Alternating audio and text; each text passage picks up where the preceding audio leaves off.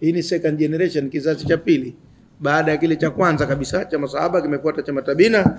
Na leo tuko ukurasa wa 369 wa kitabu hiki. Tunamzungumza mmoja katika matabiina maarufu sana, anajulikana kwa jina la Salim au Salim ibn Abdullah ibn Umar, mjukuu wa Sayyidina Umar. Huyu ni Salim bin Abdullah bin Umar. Abdullah bin Umar ni mtoto wa Umar ibn Khattab, na Abdullah bin Umar alikuwa sahaba miongoni mwa masahaba wadogo, si masahaba wakubwa. Kwa hivyo huyu Umar ibn Khattab ni katika masahaba wakubwa, Abdullah bin Umar ni katika masahaba wadogo, na huyu Salim si katika masahaba, ni katika matabiina. Hajaingizwa katika orodha ya masahaba, ama kwa sababu alizaliwa mtume ameshakufa sallam, au wakati anazaliwa mtume sallam yeye alikuwa mdogo sana alipokufa mtume sallam. Inawezekana pia, lakini twende huku mbele tuone amezaliwa baada ya kufa mtume au alipokufa mtume alikuwa mdogo sana. Kwa hivyo hakuingizwa katika orodha ya masahaba, ameingizwa katika orodha ya matabiina. Hana kumbukumbu yoyote anaweza kuizungumza kuhusu mtume sallallahu alaihi wasallam. Huyu ni somo yangu sasa. Yeye ni Salim bin Abdullah na mimi ni Salim bin Musabbah. Mwanachuoni mkubwa sana. Mtu mmoja alinitania siku moja, katika masahaba wala matabiina hakukuwa na mtu anaitwa Salim. Nikamwambia una wazimu wewe. Yosoma historia. Ndani ya masahaba alikuwemo Salim Maula Abi Hudhaifa na wengine, na katika matabiina ndo huyu kinara mwenzangu hapa, rafiki yangu, somo yangu, Salim bin Abdullah bin Umar.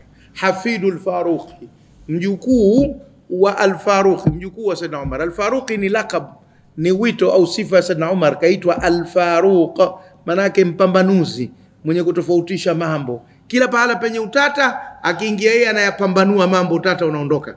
Kwa hivyo ameitwa Al-Faruq. Lakini hayo yanamuhusu Sayyidina Umar, sio huyu, na tuzungumzie habari za Umar ibn Khattab hapa, tunazungumza habari zake. Kwa hiyo mjukuu wa Al-Faruq, yani mjukuu wa Umar ibn Khattab ndio Al-Faruqi. Kana Salimun thiqatan, Salim alikuwa mtu mwaminifu, kathira alhadithi, mwingi wa hadithi za mtume sallam, aliyan fi rijali, mtu wa juu katika wanaume, wari'an, tena mpanyongo wa dunia, yani mcha Mungu asiyekuwa na tamaa.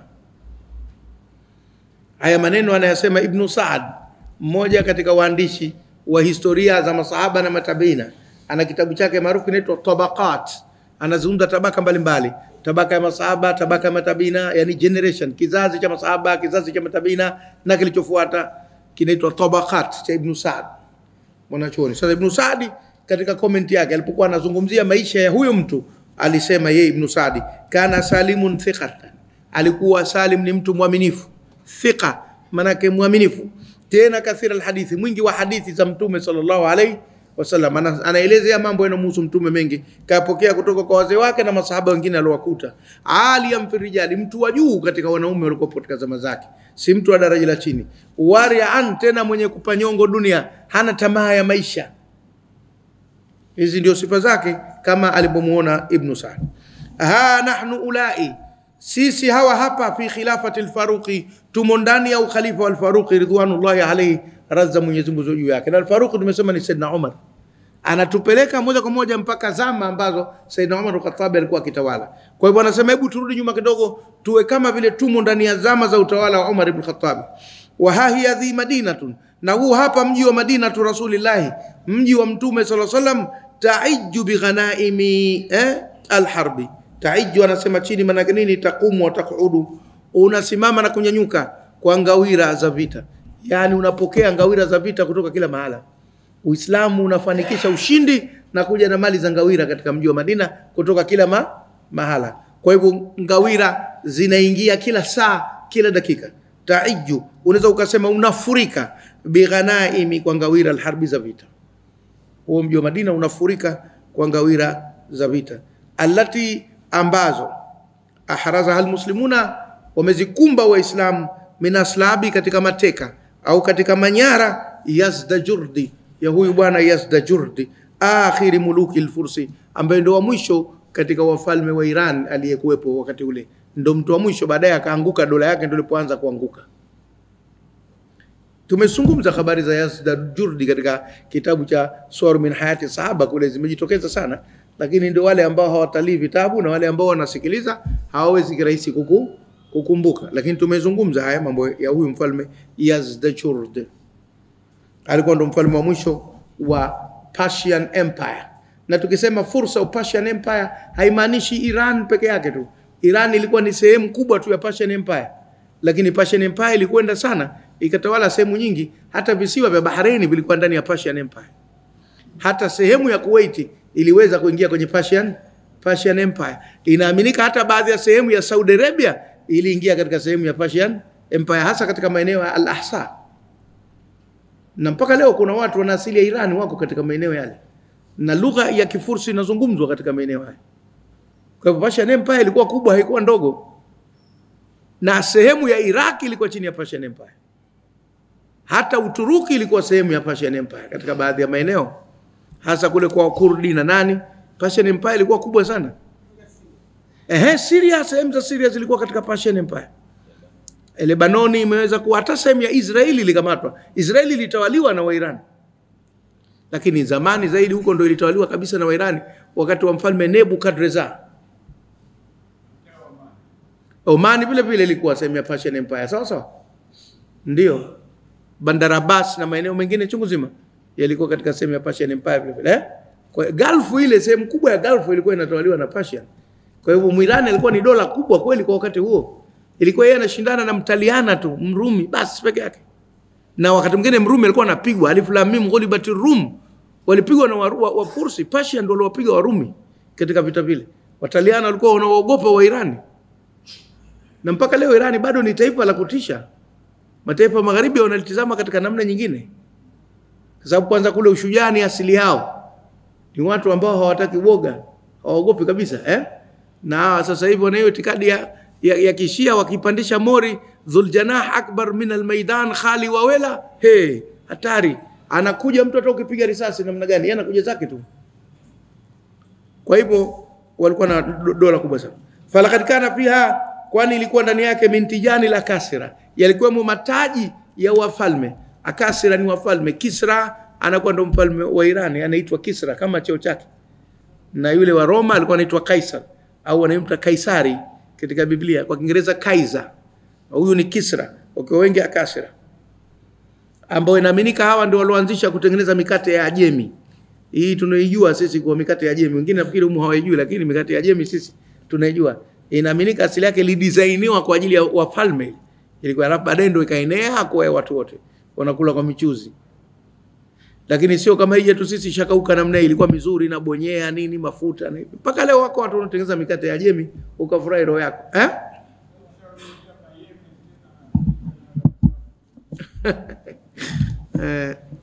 Mkate wa Ajemi mzuri kabisa ulikuwa unakula, Na ule mkate wa Ajemi unaitwa Kisra kwa lugha ya Kiarabu.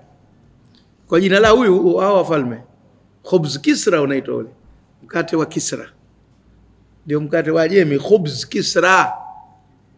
Mkate wa Ajemi. Lakini tunaita mkate wa Ajemi kwa sababu Ajmi ndio wa Irani ndio wa Ajemi. Sasa mkate wa Ajemi tukauita mkate wa Ajemi, lakini ndio hiyo Kisra. Kwa sababu mjomba wako sio? Kweli akitengeneza sana tunajua. Haya twendeni. Al-murassaati bil jawhari, mataji hayo yaliyopambwa kwa johari. Yaliyopambwa kwa johari. Yamepambwa kwa johari, maana yake yamepambwa kwa mawe ya thamani kabisa. Vito vya thamani kama zile akiki zinazowekwa kwenye pete. Na zile pete zinatiwa jiwe lile, kuna rangi feruzi, rangi ya blue, rangi nyekundu, rangi ya chocolate, Sasa yanakuwa ni mawe ya thamani. Basi taji lake lilikuwa limetiwa mawe ya thamani yenye kupendeza na yenye kung'ara. Si moja mataji yake anavaa. Mataji ni namna ya kofia za kuvaa wafalme, kufunika vichwa vyao. Waingereza mpaka leo wanayo malkia yule, unaona kwenye zile pauni za Kiingereza wanamuona kavaa lile taji. Wa manatiqihim almurassaati billu'lu'i, anasema manatiqihim namba 2 jamu mantiq wa hiya ma yushaddu bil wasat, mikanda hii. Na mikanda yao nayo ambayo ilikuwa imejazwa lulu, mikanda yenye lulu. Na kuna mkanda wa kufunga kiunoni na kule mkanda unaotoka kwenye bega unaokuja zake chini ukazungusha. Wakati mwingine unakaa na pochi wakati mwingine unawekewa na ala ya upanga. Yote ni mikanda, ndio belt hizo ya kiunoni na ile unaotoka begani unapita mpaka nyuma. Wale wanaoangalia historia yetu sisi Zanzibar, yuko mmoja alikuwa anavaa namna kama hiyo katika wafalme wa Zanzibar. Si kama Saali bin Umudi nafikiri. kwenye picha zake. Ukiangalia hizi picha za waliokuwa wafalme hapa Zanzibar, mmoja naye alikuwa akivaa, lakini sidhani kama ilikuwa inaweka lulu na nini, lakini akivaa huo mkanda unaotoka begani kuja chini Unakumbuka katika picha za kumbukumbu Ukenda People's Palace kule utazikuta na maeneo mengine walikuwa kwa namna hiyo. Kwa hivyo nao walikuwa wakivaa katika namna kama hizo. Wasuyufihim, na mapanga yao, almuhallatu, yaliyopambwa, biliyakuti, kwa almasi, walmarjani, na marjani. Yakuti na marjani, yakuti ni mawe nayo, na marjani nayo ni mawe hayo, aghlab inapatikana baharini. Yakhruju minhuma al-lu'lu'u walmarjan waliyakutu, vile vile yakuti na kwa kama almasi, lakini ni mawe nayo ya kupendeza na marjani, ambayo yote ni madini Sasa panga ala zile zimetoa yakuti na marjani, na mipini nayo imetoa yakuti na marjani. Nayo ni majina ya watu kwa Kiswahili. Mtu anaitwa Yakuti kulikuwa kuna kipindi kimoja TVZ, sio kilikuwa kinahusu nini, lakini mtu anaitwa jina lako anasema mimi naitwa Yakuti Almasi. Yakuti Almasi Yakuti ni madini na almasi ni madini, lakini vile alivyo ana viraka nini lofa ambao yakuti gani na almasi una lolote. Hai majina, almasi jina la mtu, na yakuti jina la mtu, na marjani na lulu jina la mtu mwanamke. Kule kwa Wasukuma mwanamume pia anaitwa lulu. Sisi kwetu lulu ni mwanamke tu. Kule mmemkuta Msukuma anaitwa lulu mwanamume, jina lake lulu. Mkaambia kuja kwetu tafadhali badilisha jina unaweza ukaposwa. Lulu kwetu sisi anakuwa ni mwanamke tu almasi ndo mwanamume, yakuti anakuwa mwanamume vile vile. Marjani mwanamume. Haya ndio matumizi.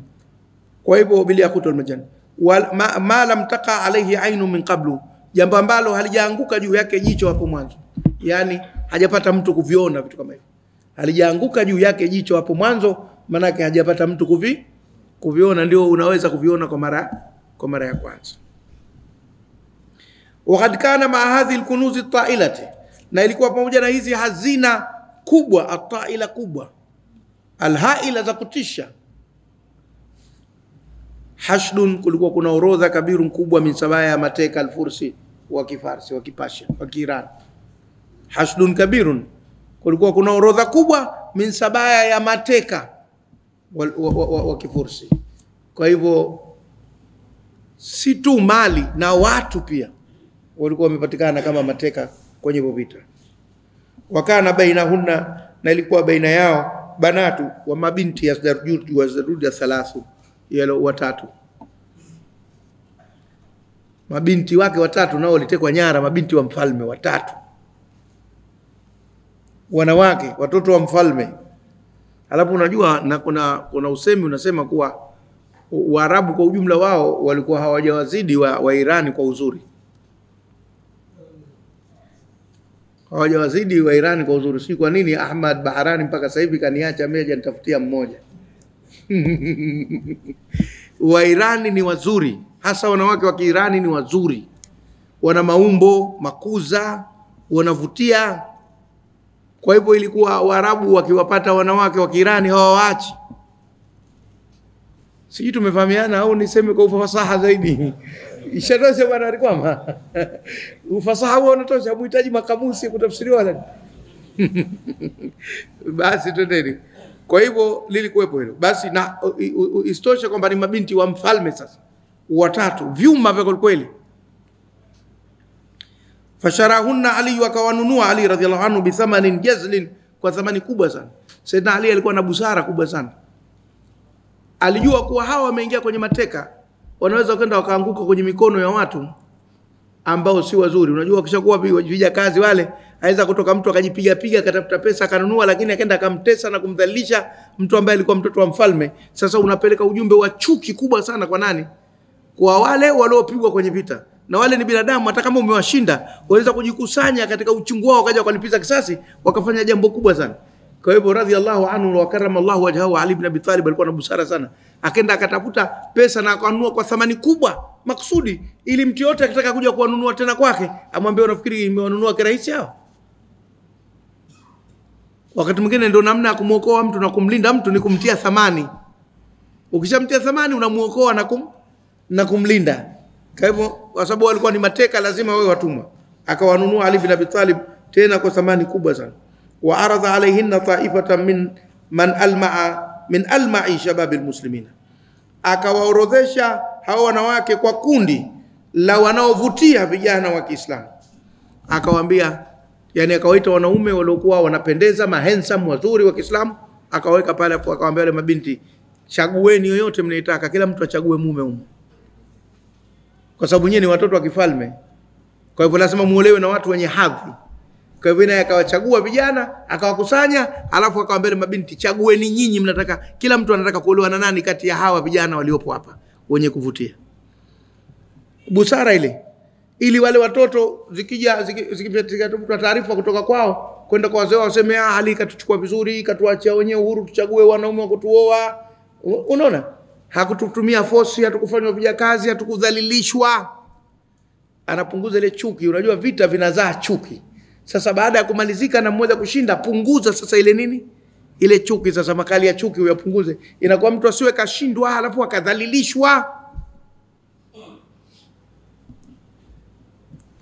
Kwa hivyo alma'i wenye kuvutia, lama maana ni kitu cha kumeremeta, wenye kumeremeta katika vijana wa Kiislamu. Fakhtara ihdahunna, mmoja katika wale watoto wa kike akamchagua mwenye al-Hussein bin Ali. Akamchagua Hussein bin Ali radhiyallahu anhuma, ni mtoto wa Ali bin Abi Talib Hussein. Na Hussein alikuwa handsome. Ndikuwa mtume alikuwa handsome, akivaa anapendeza. Alikuwa fasaha wa kuzungumza. Alikuwa shujaa, mkarimu, mcha Mungu. Kwa hivyo mwenyewe akasema huyu ananifahamu, ambaye ni mtoto wa huyo Ali bin Abi Talib. Akachagua mwenyewe ambaye ni Ali Sibti, ambaye pia ni mjukuu Rasulullah wa Mtume sallallahu alaihi wasallam, Hussein kwa upande wa mama yake, kwa sababu mama yake ni Fatima binti Muhammad sallallahu alaihi wasallam na baba yake ni Ali bin Abi Talib bin Abdul Muttalib. Pia upande mmoja wa Mtume sallam ni babu yake na upande mmoja ni baba yake mkubwa, kwa sababu Ali na Mtume sallam bin ammi, yule ni Ali bin Abi Talib bin Abdul Muttalib na Muhammad bin Abdullah bin Abdul Muttalib, mtu na kaka yake wale binami. Halafu Fatima binti Muhammad bin Abdullah bin Abdul Muttalib. Kwa hivyo akijihesabu Hussein alayhi salam au radhiyallahu anhu kwa upande wa nani? Kwa upande wa mama yake atakuwa Mtume ni babu yake mzaa mama. Lakini akijihesabu kwa upande wa baba yake, Mtume atakuwa baba yake mkubwa, ami yake. Kwa hivyo kote kote kamuhusu kwa baba na mama. Lakini mara nyingi linatazamwa hili la kwamba ni mjukuu kupitia bibi Fatima. Halitazamwi lile la kwamba ni mtoto wa Ali bin Abi Talib. Akamchagua huyo, wa anjabat lahu Zainul Abidin. Ndio akaja baadaye akazaa naye mtoto aliyekuja kujulikana kwa jina la Zainul Abidin, ambaye tushasoma habari zake huko nyuma. Hadha ibnu khairi khalqillahi kullihim, hadha taqiyun naqiyut tahirul alam. Mnakumbuka mabeti yake tukayaimba vizuri huko nyuma Yule ndo Zainul Abidin. Kwa hivyo Zainul Abidin mama yake ni binti Yazdajurd wa Iran. Na ndio maana ukakuta Iran imekuwa Shia kwa nguvu sana, kwa sababu upande mmoja na wale watoto wa Hussein wajukuu wa Mtume sallallahu alaihi wasallam wanakuwa ni watoto wao kwa upande wa nini, wa mama zao